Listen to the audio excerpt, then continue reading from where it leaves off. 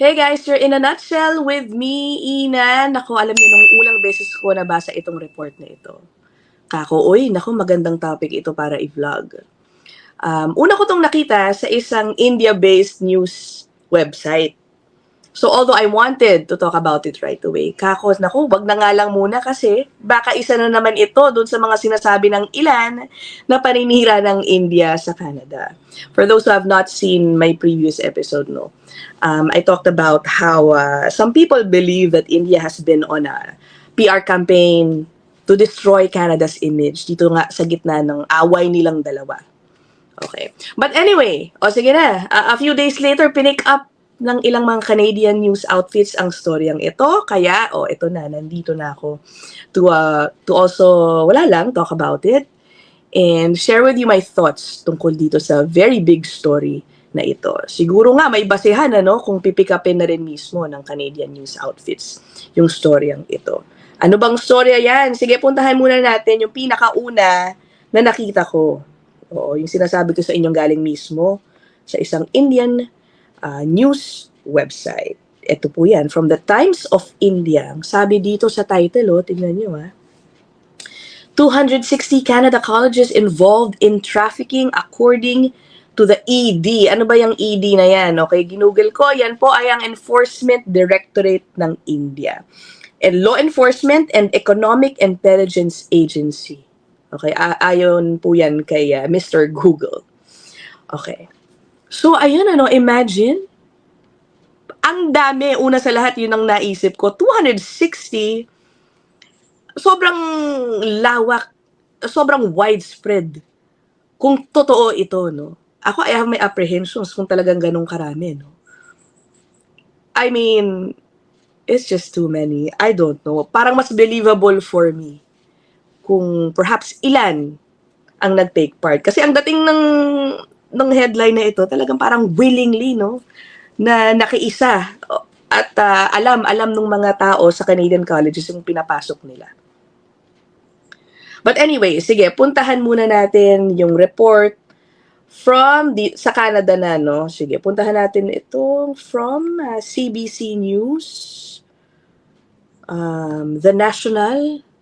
Ito po ang kanilang report. Okay, ayan yung title. India claims Canadian colleges linked to trafficking foreign students. Dito i-explain kung paano nangyayari yung trafficking ng foreign students coming in, international students coming into Canada from India. A shocking allegation from India. Officials claim Indian nationals are being trafficked to the United States using Canadian colleges and universities as a front. Indian police accuse at least one man of charging huge sums and arranging for people to get admission and a student visa. But they say once the individuals or students reach Canada, instead of joining the college, they illegally cross the US-Canada border. Admission fees to the college are then returned. Okay, balikan ko lang itong part na ito. Ayan. This is, I guess, the medyo oversimplified summary na rin siguro. But anyway, so ito daw yung nangyayari, merong magre-recruit from India na mga students, ipoproseso nila yung student visa, student permit, I guess kasama na dyan, syempre, paghahanap ng mga eskwelahan, ng mga college sa Canada. Okay, pag na-secure na nila lahat ng yan, darating na yung mga estudyante sa Canada. At ayun na nga ang sinabi dito, instead of joining the college, hindi na sila papapasukin, idadali na sila illegally to the US. They will cross illegally to the US. Tapos, sabi pa, yung binayad for the admission fees sa college, ibabalik sa kanila. So, ayun ang dami kong tanong tungkol dyan. Kumbaga, yung mga nabiktimang estudyante kaya, o yung mga estudyante, were they well aware of what they were getting into from the time na nandun pa sila sa India? Or posible rin kasi na baka alam nila mag-student visa sila, pagdating ngayon sa Canada, baka they were lured into believing na naku, mas madali ang buhay mo kung tumawid ka na lang ng Amerika. Baka ganun. That's also a possibility. Isa pa, no?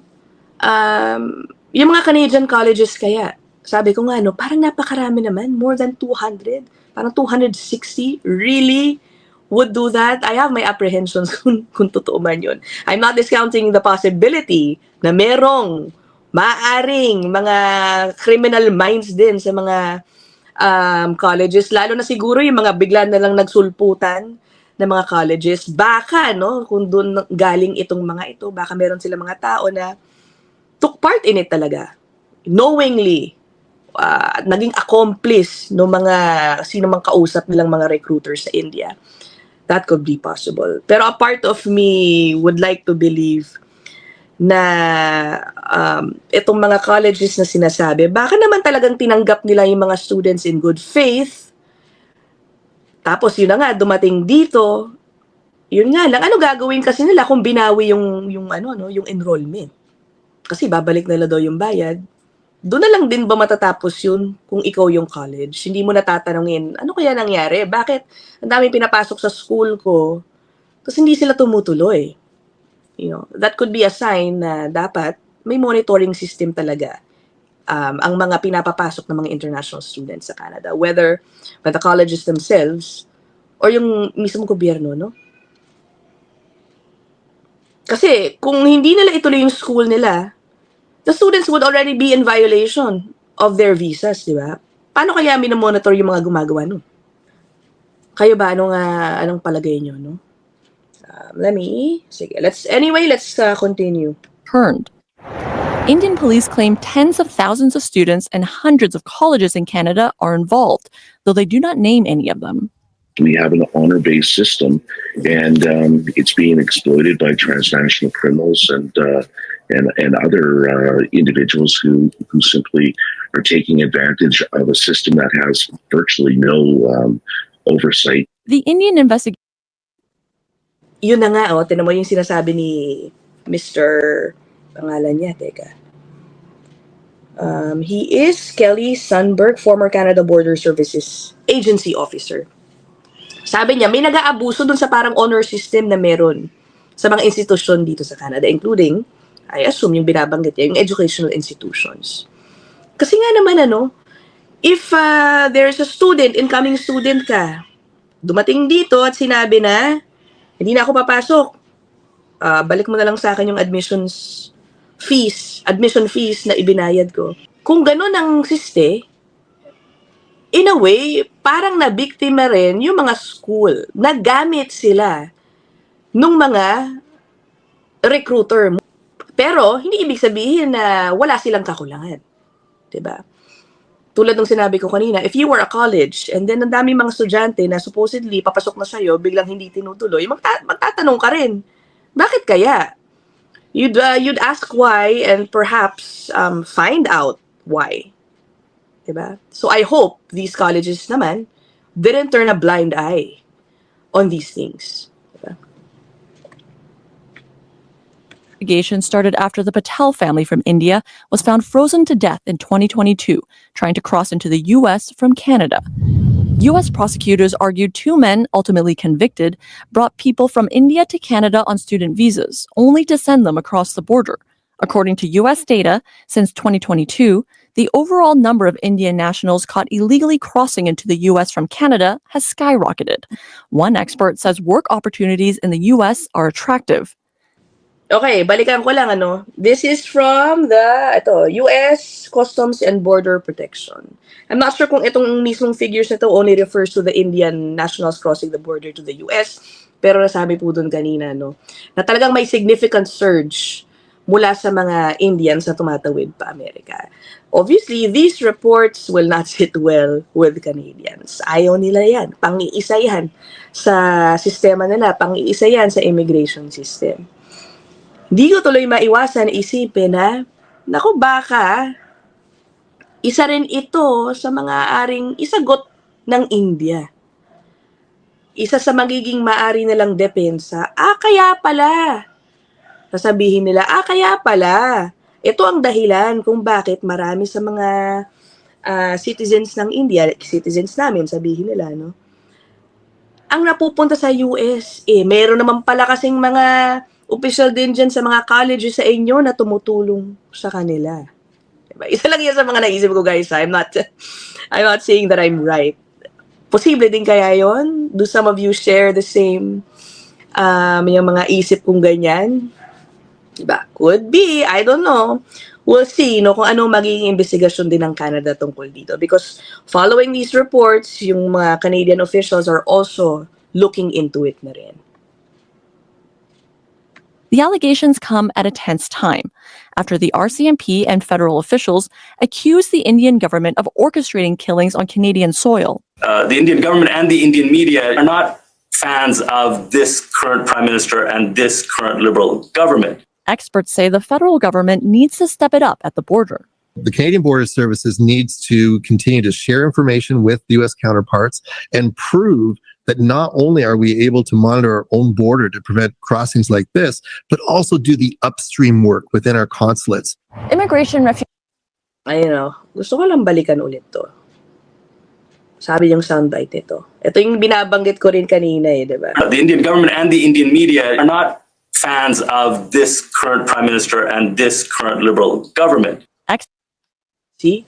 The Indian government and the Indian media are not fans of the current government.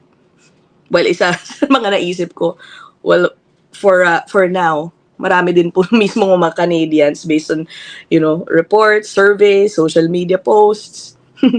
Ganun din ang sentimiento, no? Dahil nga dito po sa problema daw ng immigration at housing and other problems here in Canada. But anyway, yun yung pinupunto ko kanina, no? Na ayun na nga if they're not fans of this government, then bahagi kaya to ng PR campaign din nila. Diba? Who knows? But again, hindi ko guys, hindi ko dini-discount yung possibility na maaari, posible naman na meron din talagang mga loko-loko dito sa Canada, yung mga Canadian colleges, who may have turned a blind eye. And baka may idea sa nangyayari, pero nahimik na lang sila. Baka yun ang isang posibilidad, di ba? Lalo na, hindi naman din po kaila na marami talagang nagsulputang mga Canadian colleges, private colleges, nagsulputan to take advantage of the growing interest of immigrants to take the international student pathway here in Canada para pagkakitaan lang po yung mga estudyante, hindi naman maganda yung kalidad ng edukasyon na binibigay sa kanila.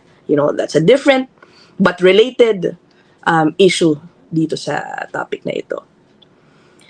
So anyway, what do you guys think about this itong issue na ito? As usual, let me know your thoughts down there in the comment section. Hintayin ko po ang inyong mga exchanges dyan sa baba. I will end this episode here. I'll see you guys in the next one. Bye!